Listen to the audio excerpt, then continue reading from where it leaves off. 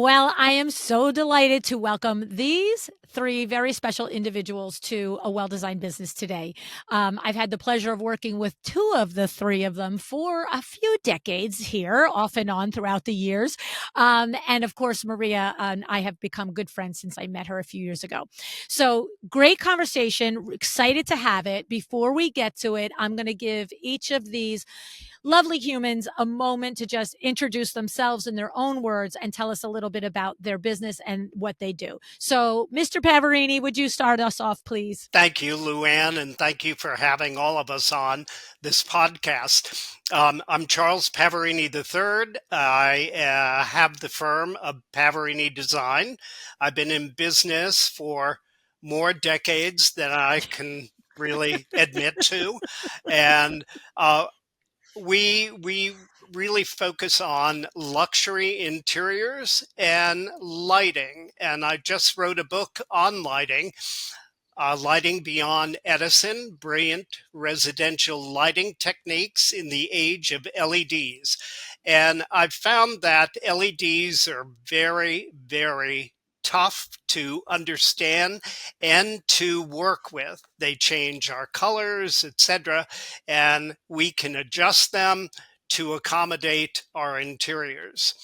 And I've been, like I said, I've been in business for years. We have 35 design awards behind us, and we're just looking forward to doing more work. I love it. I love it. Just before I let you guys also introduce yourself, off air, Leyden and Charles and I were explaining to Maria that we all met each other in the 80s. So there's that. Okay. It's officially the 90s, Luann. Oh, okay. I can tell you, I think it was the 80s. I'm just going to say. But anyway, okay, so Leyden, you tell us a little bit about yourself and your firm and your work. Yes, hi, I'm Leyden Lewis. Leyden Lewis Design Studio is the name of my practice and business, and I have been in the interior design industry for over 30 years and with my own namesake firm for just over 20. At my studio, I would say we have three kind of categories: architectural design. We're not licensed architects, but we certainly do engage in whole house design, meaning that we start from the scratch on new builds for developers and also private clients. Res, Interior design in the more traditional sense of keeping within the architectural boundary, and art, which is a really big passion of mine. And the curation of art within interiors is really, really, really important to me. I'm also the one of the founding members of the Black Artists and Designers Guild that began in 2018. Love it. I love it. So I guess I do have to stand corrected. If you're in business 30, we did probably meet in the 90s, right? Okay.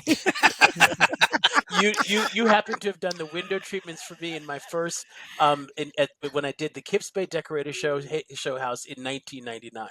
Oh, wow. Very nice. Yes. Okay, but we were working together before that, Yes. but not in your own firm when you Correct. were a project manager for another firm. That is So, correct. okay, so it is the 90s though. And that's interesting because Charles and we've done Charles Kips Bay projects multiple times when Yes. you've been in Kips Bay. So it's been But we did meet in the 80s.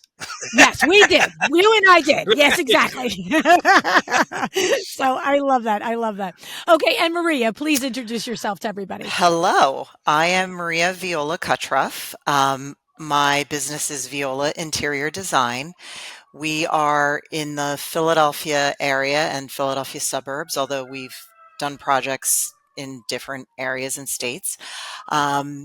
We are a luxury design firm, and what I mean by that is because I feel like that's tossed around. So if I were to define that, it just means that we really try to do most things custom and customized, and we really feel that we are working on a concierge level for our clients. We are doing everything from picking the doorknobs to putting the glassware in the cabinets at the end of the project. And like Leyden, we are doing we do a lot of new builds, we do a lot of renovations, and we do, if someone just simply wants us to do some soft furnishings for a room in totality, we will do that. But we really pride ourselves in being able to guide a client through an entire project from start to finish.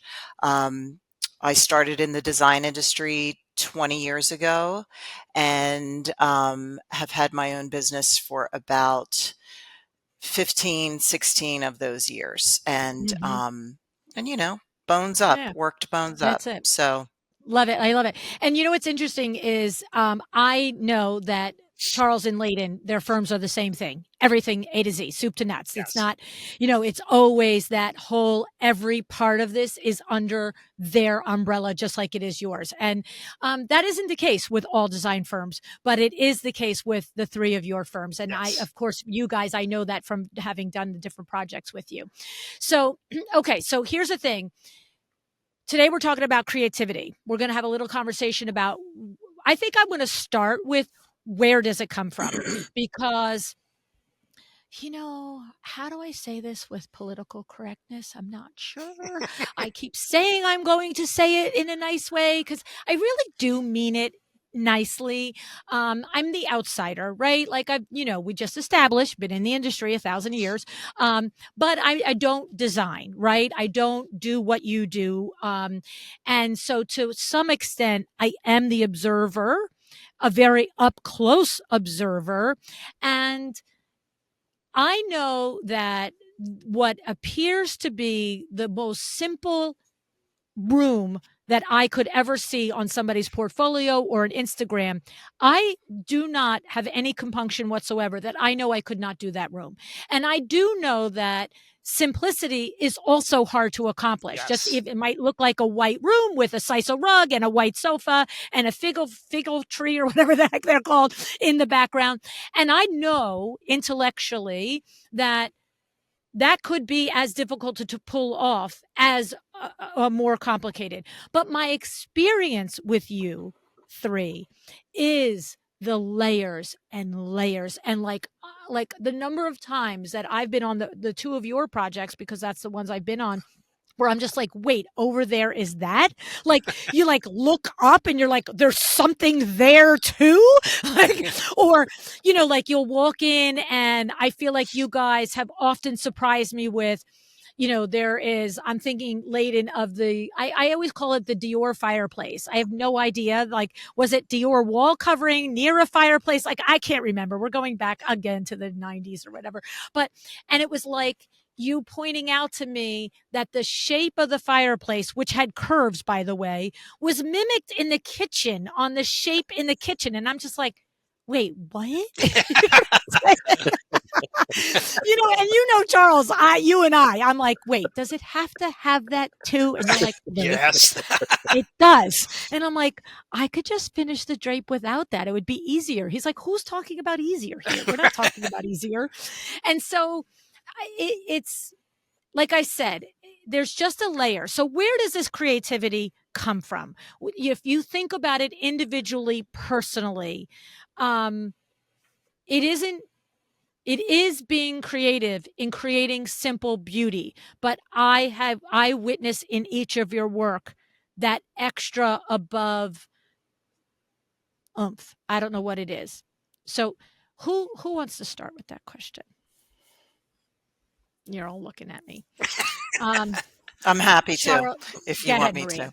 Go ahead, Maria. I know for me, it is that I feel interior design should be about delight and studying the details. I know if I'm sitting in a space, I am looking at everything and I want my eye to land on things that interest me and delight me. And if I'm sitting in a totally monochromatic room, that is not necessarily going to happen for me. That's all. Again, there's a hat for every head. But I like to see that there's the swoop in this wallpaper. I go into another room and that is was thought through and it appears in something else. That to me is like, that's what we're supposed to be doing. We're supposed to be carrying it through, not in an obvious repetitive way. And certainly none of us are going to sit here and say a room should be cluttered and in your face. That's not good either. But my creativity stems from, like I said, delight in the details, and also just studying history and studying design history and traveling. I like to do a lot of traveling and just being so inspired by the thought process that has gone into the richness of certain interiors. I feel like both you and Charles and Leyden have both said that exact sentence to me at some point in our conversations over the years. It's, sitting on the subway and seeing something, and you're just like, oh, that's the key to this thing that I'm working on, and blah, blah, blah. Right. So, Charles, talk about your sources of creativity and your feelings on it. And that, what you just mentioned, Luann, about seeing something on the subway, it could be totally unrelated to what you're working on. And that inspiration just comes. And, I've been asked many times, where does your inspiration come from? And I find that it comes from within. We can study, and we could go to museums, and we can travel, and we can look in the subway, etc. But that inspiration, the final moment that creation becomes creative, I find it's from within the designer. And I think that the designer has something that the layperson does not have, is that creativity. And I find inspiration, and where I regenerate my inspiration is from nature. I go on a walk, I'll go paddle boarding, I'll let my mind at ease. And then when you can unclutter your head with specifics, that's when inspiration comes. And a lot of my inspiration will come when I've taken that walk, gone paddleboarding, kayaking, and then I go to bed. And the inspiration comes in the middle of the night. It just wakes me up. And, I think that creativity is something that needs to be nurtured also. And the more that we do, like Maria said, the more that we travel, the more that we look, and the more that we feel spaces, that's where creativity comes from. And Maria, you had mentioned that, in your design, you'll sit in a chair. What are you looking at? What is that room telling you? What is it doing to the viewer? And how we position rooms and finish rooms is that everywhere in the room, even if it's a plain wall, that plain wall, painted wall, has meaning to the entire room. And that is just a rest for the eye. But we make sure that no matter where you are in that room, that there is something there to engage you and to inspire the looker, the client. Right. The experiencer. Yes. Right. And I love what you said, Charles, about the inspiration comes from within, because saying how it comes from noticing details, from art and from traveling and from the subway and all the things. But the within, what I'm hearing is, I could go to all the same places, but not having this level of creativity, I'm not going to then synthesize it. It's like, it's so funny because people who know me in my business, I'm always using this phrase, something happened here, something happened here, something happened here, something happened here. And then all of a sudden I get this light bulb aha moment. Mine is all related to creativity around business. It's like, oh, that's a way we could attack that. That's a way we could attack. And what happens is, when you said that, I could picture that's always happening. And my team, if they've heard it once, they've heard it 1,000 times. Remember in August when that thing happened, and then in November that thing happened, and then December, and none of them seem to be connected to each other. Right. They're all connected. Here's what we're going to do. And so you're like, I looked at the subway, I went out on the kayak, I saw a leaf, I did this, and then all of a sudden I'm like, oh, that's how we have to do the arch with over there. Exactly. Yes. Right. Yeah. I love it. I love it. And Leyden, any thoughts to add on that whole conversation there before I direct us somewhere else? I think that Charles and Maria have certainly summed it up. I would just add this. I feel as though we're kind of, to expand on what Charles was saying, from within also, it's like a vessel, like an instrument, and it's also a language. I think creativity is a language, right? And so we each, we all might be speaking English if creativity were English, but we all have different dialects, within that. And to appreciate, I think for me, I love like the Spanglish that's spoken by, let's say, a more Dominican population and the Puerto Rican population versus listening to pure Spanish that's spoken from Spain. Like even my interest in those kinds of specificity of things that I get in, that I sometimes kind of noodle over, they become a way of approaching, like, how are we going to sit on this couch? They sell 84-inch couches. They sell 72-inch couches. What if we made it 116?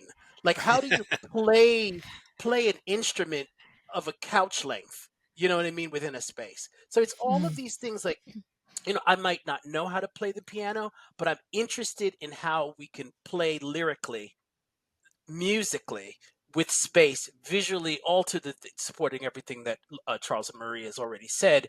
And I get stimulated from films, movies, travel, and I also need to isolate. I need to actually. I'm a big isolator. I have to You admit need just that. white space in your brain, right? I Like need to retreat. the kayak space. You know what I mean? From people and stimulus. A lot of the time, and and a lot of people, I sometimes feel judged for doing it, but I actually have to pull back from the noise of engaging people in order for me to have that moment of rest, in order for me to express myself. That is clearing the mind, Yes. you allow that inspiration, that creativity to come through. And I'd like very much what you said, Leyden, about music. An interior is a symphony. And it has its highs, its lows, its legato. It has all of those aspects. And I look at an interior as a constellation of items that are revolving in this room, and in some manner, they have some type of relation to each other. Yeah. Whether 100%. in that space, it's etc. And I look at interiors very much in a musicality way. Yes. Yes. I 100% agree. So have painters. And I mean, I think I definitely was taught to derive architectural composition from painting, and the painters that we were studying derived their compositions from music. So it's also a legacy of a practice in the way I was trained also. I love it. So what we didn't mention, and I'm sure we're going to edit here because it's going to be in the intro. So I'm going to refer to each of you as instructors now. So let me just mark and edit here. 1830-ish. Okay. So going to how each of you have and continue and, various levels of your career teaching at the various interior design universities, regardless of whether the actual class that you taught at university was about quote unquote how to design, I'm sure you were influencers to the students that you've taught in the area of how to cultivate creativity. So I don't care if you're one of the classes you're teaching is business practices. In 3 to 6 months with students, you've got to have conversations about it. So just before I move into the next area of this conversation, talk to me, because when I'm hearing you each talk about the creativity and how important it is to you and where it comes from and how you cultivate it and how you pay attention to it, how do you express this importance or this path or this ideal to the generation of interior design students that come through you as you teach them? Any thoughts in that regard, any of the three of you? When I begin a class and I teach residential design, I tell the students from the onset, I cannot teach you how to design. We can't teach how to design. What I teach is the elements to express your design. And that is a whole different way of thinking and teaching, because I can't tell students, I can't tell clients, etc., how to perceive design, but how to feel it and how to express it. And I think that's what teaching and design classes really do, is to allow you to release that inspiration and that creativity within yourself. I can't teach that. We can't teach creativity. That's got to Right. come from within. And I think that also when you start teaching a class, you are encouraging the students to not be so constrained in their thinking, and you want them to, you know, I say to them, go way out. I'll bring you back in if I need to. Just let the creativity run wild. And when they're first starting out in design school, they're like this. They're I'm tightening my hand as a symbol. And we have to sort of pry their fingers open and just receive the creativity that's already stirring inside of them, but they just don't know how to release it. And again, Right. what we're doing with that education as well is we're helping them understand how to put it into the actual design of a room. Okay, your concept is fabulous, it's wild, it's expressive, but now, like, how can we translate that into a space, right? Because that's what Right. we're doing. And a space that clients can live in, walk through, relax in, and do everything that they do personally in the space. Yes. Needs to be accommodated by the design and the designer. Mm-hmm. Thoughts, Leyden, for you on this? No, I mean, Maria and Charles are killing it. That's the But, problem with three, right? okay, I think you know, one of the things that I offer when I'm teaching a class, and I teach a master's degree first years at New York School of Interior Design, and I just say, you guys got to get vulnerable, and Yes. everything you think you know about what you know, you've got to let that go, and you have to take Exactly. take chances. And the word actually, and I think, Luann, because this is so opposite to your business structure of your normal, I think the word shame, I think letting go and accessing shame in order to take chances, right? Because a lot of people are a little bit, they think they're shy, but they're actually more vulnerable about showing something that they're willing to express, right? Like, what if I took this black cobra and I put it next to this pinstripe zebra, and they're like, I don't think I've seen that on Pinterest or Instagram, right?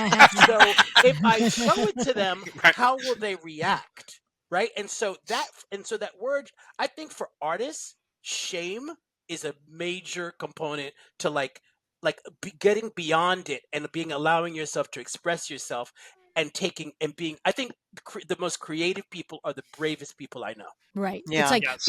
what I'm Yeah. hearing you say is, especially for young design students, and even if you're teaching master class level Mm-hmm. or master's level, they're still not seasoned. They're not out there. Well, like the reason I bring that up is because Yeah. many of them are second careers, and they're jumping from pre-med, Yeah. right, into like interior design. And there's a logic, there's a system, there's a formula Yeah. for accomplishing something, and here there isn't one per se. Yeah.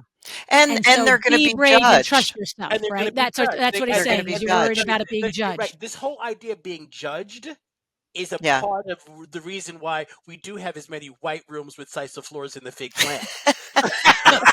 That is Just so saying. true. And I always remind our students, like Leyden was saying about when he was using the example of the cobra and the zebra stripes, and I'm not seeing that on Pinterest or Instagram.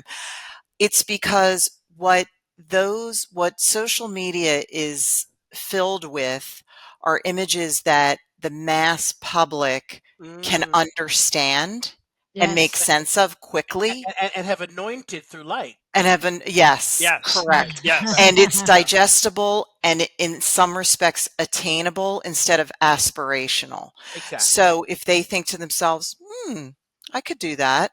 So we probably all three of us say to our students, don't worry about that. This is not about how many likes you're getting. This is about designing what is true and what is true to you and your client. And I think that is an absolute reality that was not in place then when the three of us were maybe being trained as creatives. Like Correct. that particular Yes. thing that of social media was not in our way. Right. Correct. And so I feel very blessed to have been born before Me too. that kind of Pressure. assimilation and pressure Yeah. has been is which is I think that referring back to Pinterest, that is not true inspiration. That is looking more to copy what's been done. 100%. Yeah. And the student needs to find their own center in design. And that's why I keep on going back to the inspiration and the creativity coming from them. Just recently in class at Parsons, we laid out a living room. Every student had a sofa with 2 chairs and 2 side tables. And I told them, I said, throw that concept out. And if you were to design a room or to place furniture in a room that's other than the typical way, how would you approach it? How would you do it? How would you show it to me? Right. And they did. Many of them let that go. And then it was amazing what was produced. So that to me is literally roping back to what Leyden said, right? You're saying, because when you were talking, Leyden, about not having the shame and having the courage, right? It's like I was hearing in myself, is like, this is the place to do that. This is the place, because if I have courage in like the pinstripe with the leopard or whatever it was, and now, Charles, you're reinforcing it. If I have the courage to design a living room that isn't 2 sofas, 2 lamps, 2 tables, and a love seat, right? Like what I'm hearing is, this is the laboratory. Right. Do it here. Right. Push the boundary. I might look at it as your instructor and say, well, actually, that doesn't work. That's crazy. And that's not practical, or whatever the thing is. But what I'm hearing from you guys is, your students don't ever get to the point where they might get beyond what's on Pinterest if they don't have the safe space and the nudging from you guys to push through it. Right. And if they produce something and I look at it and I say, that doesn't really work, I ask them to go back, make it work.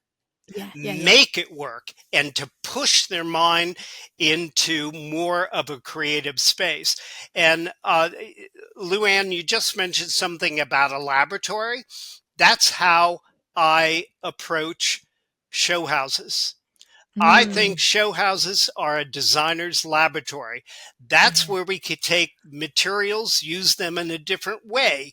It's not for a client, we're the client. And we can creatively work that and not be shameful of what we're doing, but to put it out there as an experiment. That is a Regardless of how laboratory. much torture it is for your window treatment professional, that doesn't No. matter. In fact, That's it's, that's in fact, beside the point. yeah, no, but in fact, it's actually too torture than a window treatment person, right? Yeah, Uh, literally, like right. literally. That's because I when you said that, I'm like, of course, I know that to be true. You're like, we've never tried this before. Let's do it here. I'm like, okay, the whole world's looking, and we have 3 weeks to do it too. Oh no, I love it. I just love it. I mean, it's just so good. So now turning back to work that you each do with clients. All right. So, Leyden, you start us off. How do you strike the balance as an interior designer? Now you're back talking to your peers as opposed to, well, we were always talking to peers, trying to get them to get their creative juices going deeper and bring more of themselves to it. But we have your colleagues listening that are like, well, how do you strike the balance between your personal creative vision and the needs or preferences of the client, whether that's the client doesn't get it or the budget doesn't allow or whatever it is? Talk to me a little bit about that dynamic. I think I'll answer it in a couple ways. I think that my clients, my interiors, hopefully, are some degree of a reflection of my clients. Right, Right. like that's a part of the puzzle and the creativity around the language business. Like, what language do they speak? So, like in doing that, I'm able to like if the longer you spend time with a client, that intake form is a little tricky because you don't it doesn't quite get the client, so it's spending time with them, it's hopefully breaking bread with them and all that stuff and seeing what's going on there, and then you get you're able to then give them, reflect back to them in design solutions what you observe about them in life. Mm, So I someone wants to have storage. I What kind of storage? What are we hanging? Like, we just did this. I've been in love with this idea of creating this pegboard, this sexy pegboard idea, for a long There's two time. words you never hear together. I just have to say, I know, sexy pegboard. but Like that is so the epitome of the show. it's cork. It's cork covered. It's stained cork with these maple dowels, and it's hanging their bikes. The entire room is clad in cork except for one elevation. It's the mud room for this townhouse, but it I wanted it to be sexy. Yeah, And yeah. and the, See, pe- the rest of us go to Home Depot and buy racks. This is what I'm talking about. This is exactly what I'm talking and about. we made these dowels, and the kids are putting their bikes and their helmets, and they're arranged in such a way so it's both it's where art meets practicality. See, that is the moment right there that I have been on both of your projects. This is exactly what I'm talking about. Where I walk in, I see a pegboard. I don't see sexy pegboard. I just think pegboard, right? And then I'm like, wow, you did a pegboard in cork and maple? Yeah. All right. The rest of us garden variety humans go to Home Depot Sorry, and then walnut. Sorry, a yeah, walnut. But then here's the moment that each of you have had that I've had with each of you in a project.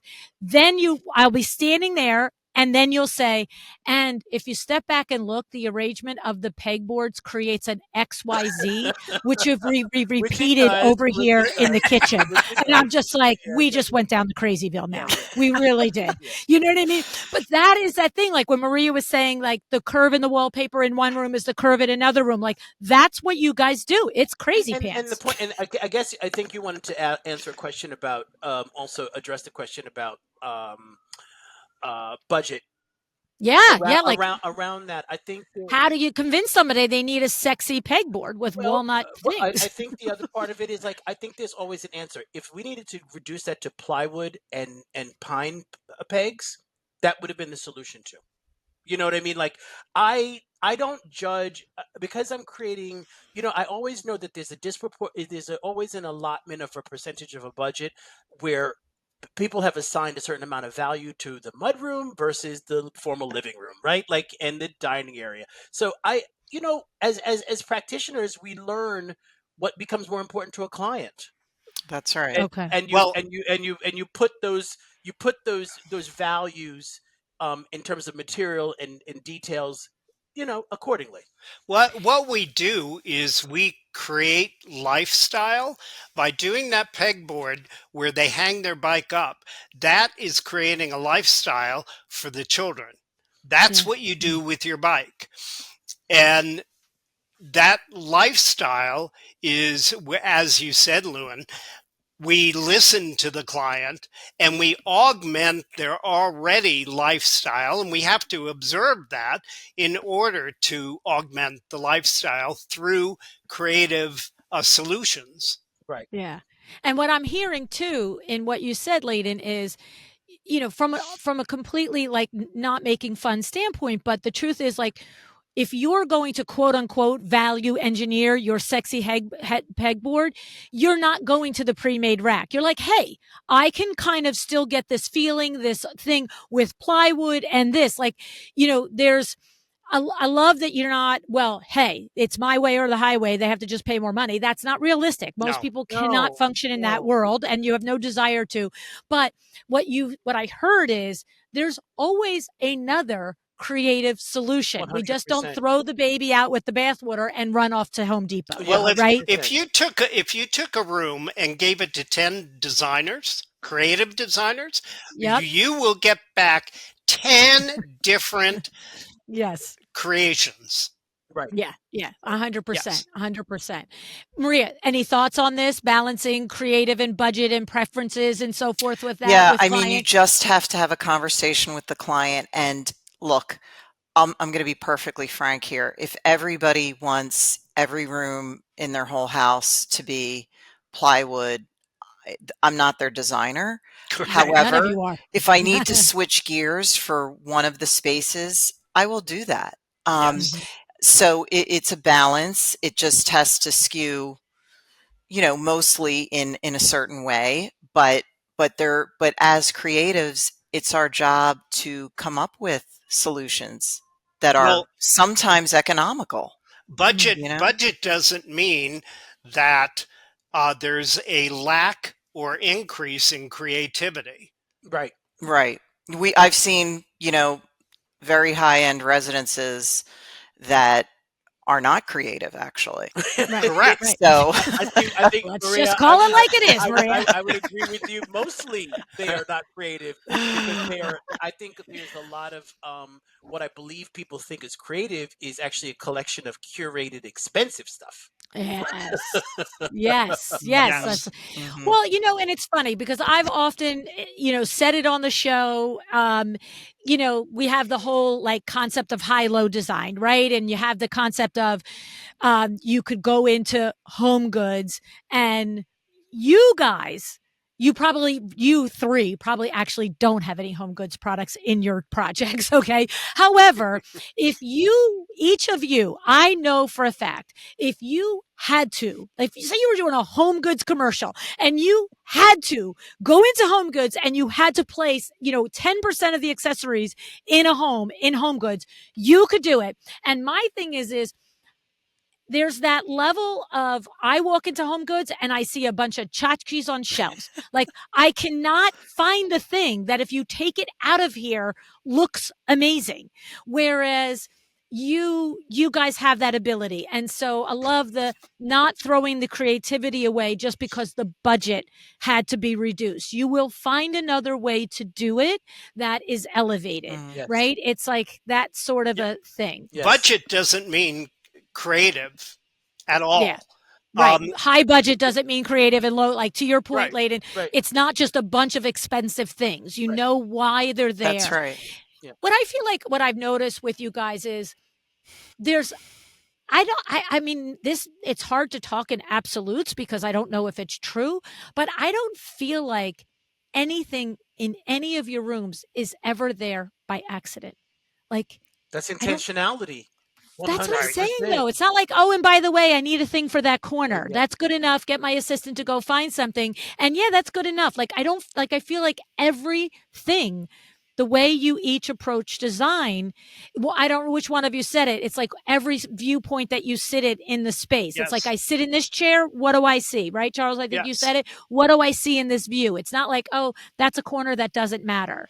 Well, Right? and when I'm trying to explain that to a client, like if I sense they're starting to wane and maybe they're getting their head spinning or they're getting a little burned out, I'll say to them, let's stop here and we'll revisit. Or I will say to them, look, everything has to have a thoughtful approach. We don't want anything in this space to look like it was an afterthought or we Yeah. just Correct. said, all right, well, whatever.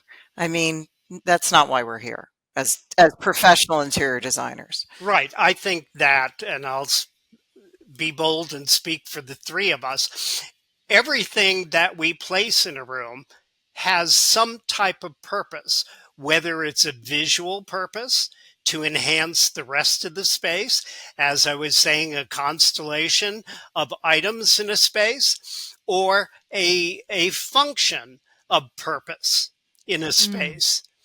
And I think that's how we determine the items that go into a space. Is it enhancing visually, and will it enhance the visual experience of the space, or is it a functional matter?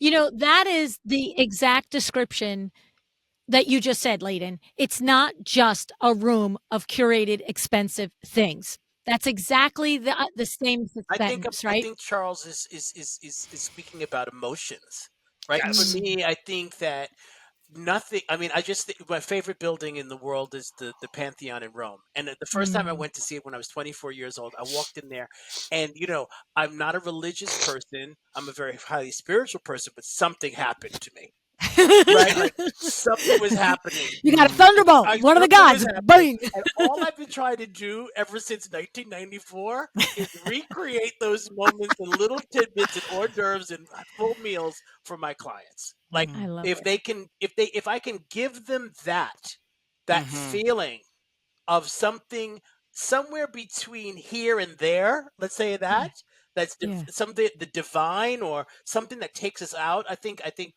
Charles's walks in nature. Maria talked about all the traveling, something that takes us away from being present, but Mm-hmm. also reinforces it. You know what I mean?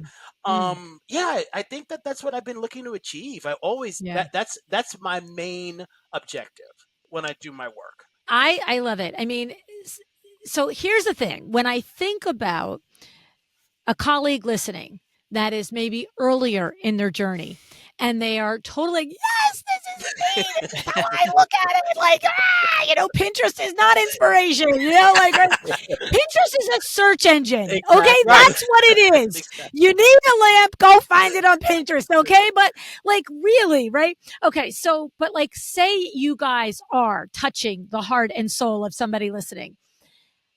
What is it in the beginning? So, in the beginning, it's unlikely, and I have interviewed designers that just start out with the big budgets.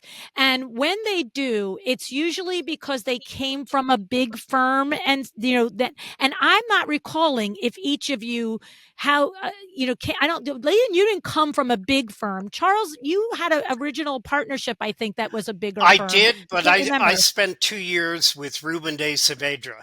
Okay. Okay. Yeah. And that's usually where some of this comes from, right? Yes. So, but my thing is, forget all that. You still are starting on your own. If we go back to each of yours first clients in the first, say, 2 years, I think, Leyden, you mentioned it when I said, how do you balance the thing with the client? And you're like, at this point, aren't you sort of attracting the client who knows what they're getting when they come to you? They're not coming with, a line item budget thing, like not 20 cents there, $25 there, right? But in the beginning, I want to know, and I'm going to make a leap. I've never asked any of you this, but is it that in the beginning, if say that original budget is 5,000 that now might be 50,000, or is 50,000 and might be 500,000. Did you always still take this approach? Everything in this room has a reason. Everything here is thought out. And instead of being a $40,000 sofa, it might be a $2,000 one. But is that the path for somebody listening? Or is it put the design out there, get it going, and then because I feel like you can't do that. You have to start out with this thought, don't you? Like, do you know what I'm asking actually? I think I know what you're asking. Right? It's a lot of words. I'm not sure I made any sense.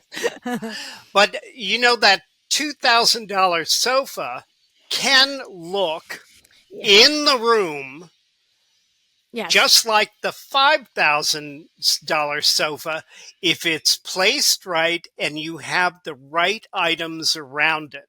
It could Right. look more than it is.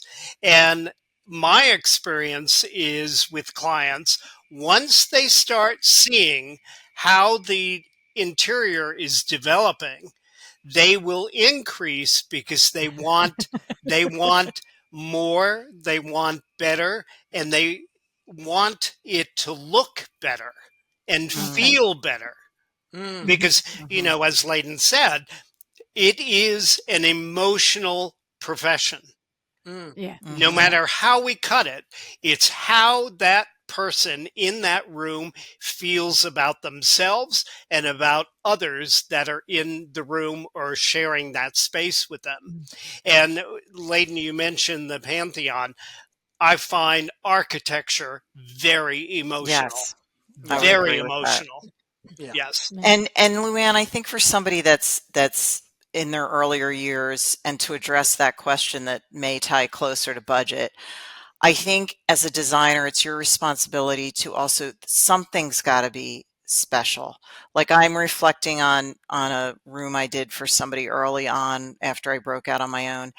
And while they didn't have a huge budget for all the furniture pieces, I made sure the window treatments were fantastic. Yay.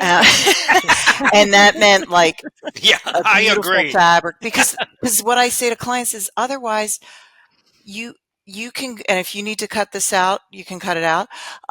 If you need to go to Pottery Barn and just want everything to be somewhat bland, there are designers there that can do that for you. No disrespect to Pottery Barn, but you don't need to hire a professional designer, because what we're striving to do, there's many things we're striving to do, but one of those things is to make it different than any other house on your block. It is Right. our job so that there is something happening in this room that is special.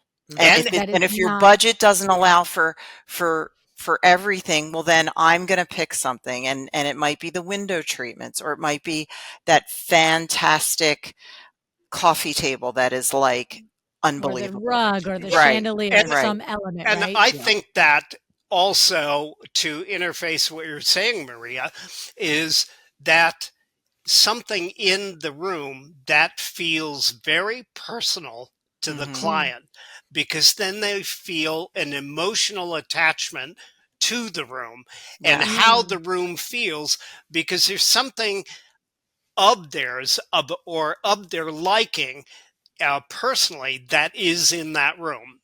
So this is like a personal question, but I'm curious, Leyden, that one job in In where was it? Prospect Park West. Yeah, Prospect and Park West. you had the curvy kitchen and Yes. all the thing. Yes. Where did the curvy thing come from? Was that born out of something with that client, or was that just to make the space feel better and they loved it? Because you have to see this job. It's crazy pants. Like, it's nuts. And by the way, Charles has a curvy thing that he made me do in Florida too that I could talk about. But the client is no longer with us. She was 92 years old Wow. when she Yeah, started the that was project. years Oh ago. my gosh. And she lived to thank God she got to live in the apartment for 2 years after it was completed. And I wanted soft to Yeah. be her experience of the kitchen. So many, and I just didn't want, she was fragile, and at and I wanted her to even in in this hard place. The kitchen could be a hard place, Very and much Yeah. I wanted it to be a soft engagement. That's all I will. Yeah, that's That's interesting. yeah. I always wondered, and I don't remember asking you during the process, but now that you say that she was elderly, I remember that, and I remember the accommodations that you were making in the primary Exactly. bath so that she could get in, but still not make it look like An a institutional ADA yes. bathroom, Yes, right? yes, yes, yes. Right. So, Yeah. and Charles, the curvy thing that I remember with you is in the project down in Florida. And guys, literally, this is what happens. I fly down to Florida. I walk in. He's like, "All right, let me tell you what we want to do here." And he walks me in this room, and he's like, "I need a room in here. I need a this," and it's all going fine. He goes, and then we walk into this huge, massive combination, like great room area. I don't even remember how big it was. And he's like, "Here, I want like it to feel like a sheer drape is just like flowing through the space." And he's like, and we're looking at like 40, I don't know, 40, 50 feet one way and 30, 40, 50 feet the other way. And he's like, so like one rod would be a big S here. And then you'd like take another S Go, here. go. And it's like, was it like 16 feet tall ceilings or something? And I'm like, I gotta put this on a plane? Like, what are you kidding me? Like, I actually want to answer this question for Charles. I love to push the vendors. oh, he Yes. too, both of you, Like- it pushed me out of my brains. I mean, I think, Luann, you're particularly interested because you show a curiosity to what your designers are doing as opposed to being an executioner, right? Yeah. Right? Oh, I love working with you literally, guys, yeah. and figuratively. So like I think one of the things that was great working with you is that when you define, we're only as good as also our musicians in that concert. Yes. Right. Like, and so the orchestra is really important. So Yeah. I salute you, Charles, and push Maria, Well, push. you know, a lot of times when we come up with a concept, an idea, I find that I want to break the feeling of the architecture. I don't want the architecture to dictate the space. I Right. want the space to enhance the Yes. architecture. Right. The And same with making the kitchen curvy. It's like, we yes, don't want a boxy kitchen. How are we gonna make it right. not boxy? It's still a boxy kitchen, but now it's not. Yeah. No, that was insane. That was total insanity. And I'm just like, and then like, let's cut it into the ceiling so we don't see the track. And I'm just like, come on with this, right? And that's like Leyden, remember? I like these budgets. Right? But how about Leyden? Remember Central Park West, was it that you're like, oh, I want to do a room divider in this, it was an apartment, but you gutted it, I feel like, to like a loft or something, if I remember.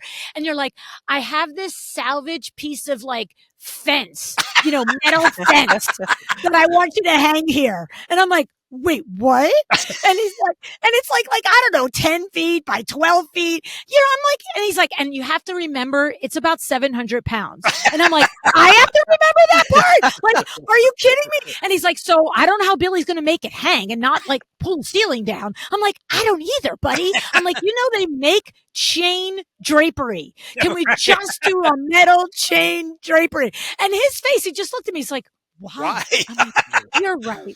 Why? And so I have appreciated, because working with designers like the three of you, yeah, I make all the jokes about you drive me to drink and all this stuff, but it's fun and it's engaging. It's terrifying. It's literally terrifying to consistently do something no one has ever done before and hold your fingers that you don't get the phone call on the install from Billy, that like, it didn't work. You know what I mean?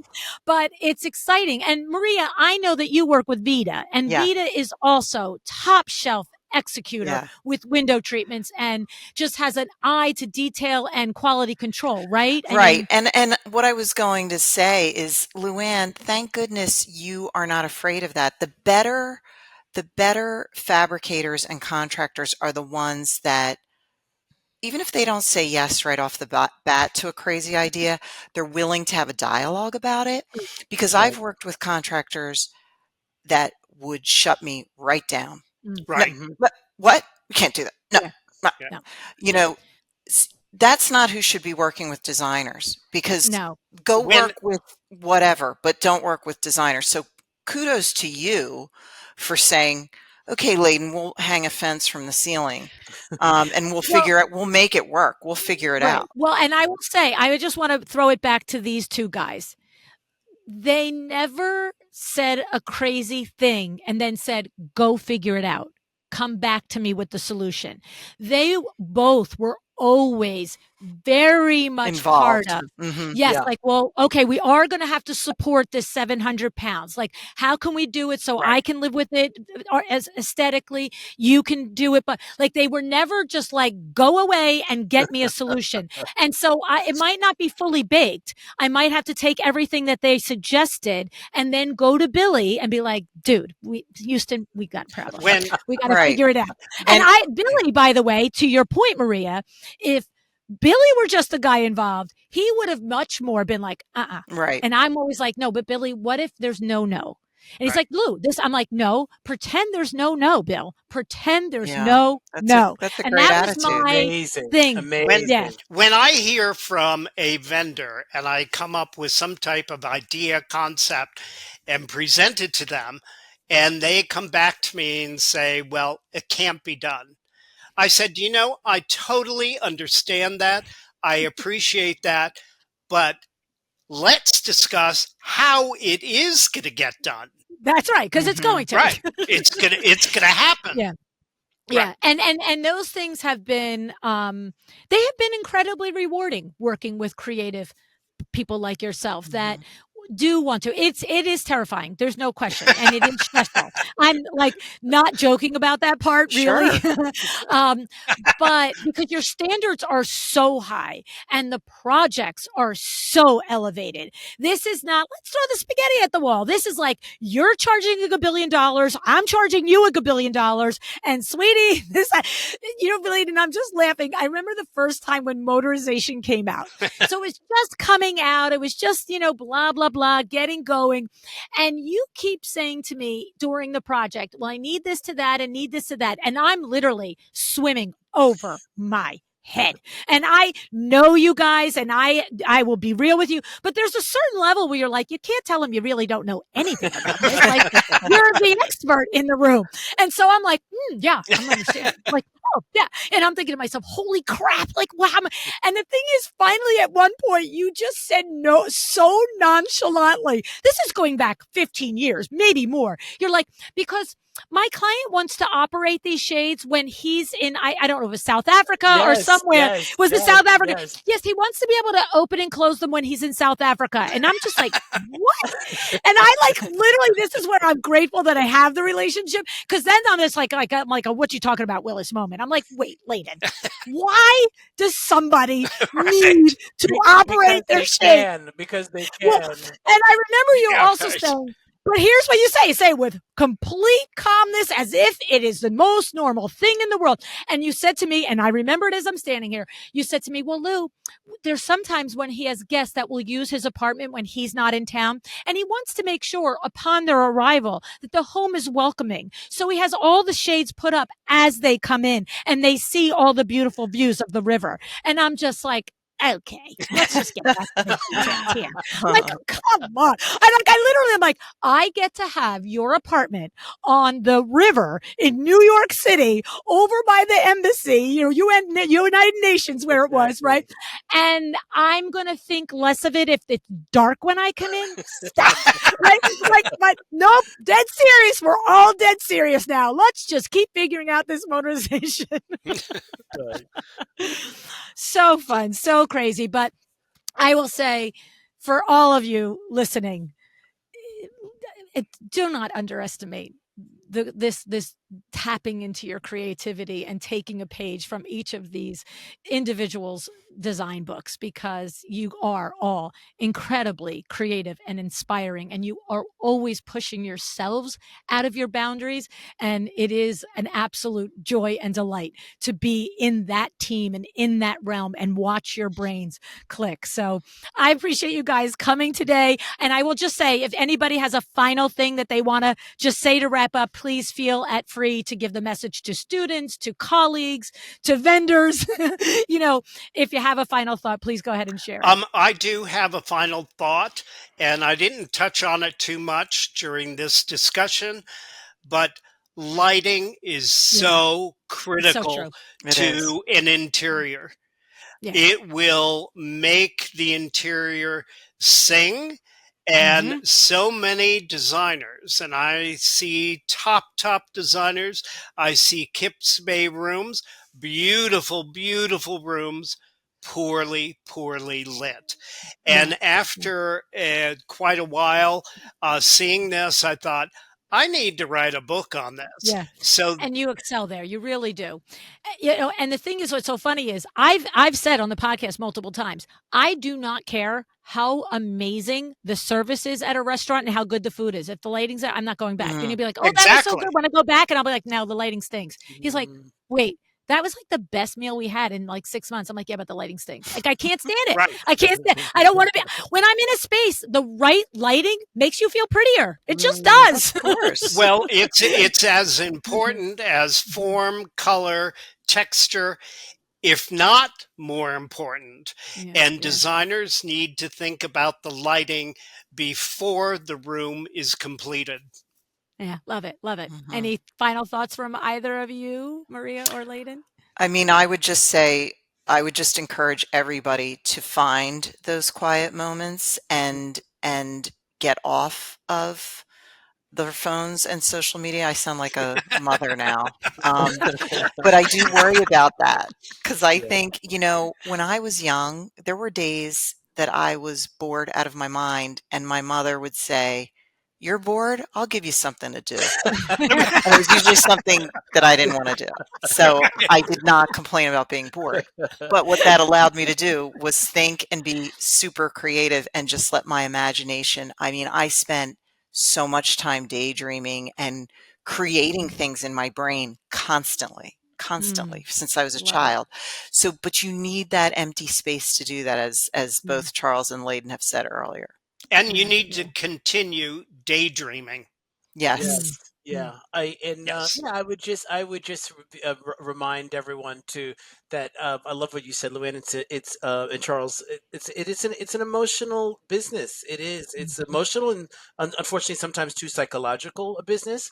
Where we have to make so many considerations, but not let that not get in the way of expressing yourself creatively and honoring yourself as a creative and making sure that your part is played out, as an artist within your interiors. Yes. I love it. I love it. I love it. Oh my God. I knew this was going to be a good show. I'm just saying. Don't mind me saying it out loud. Okay.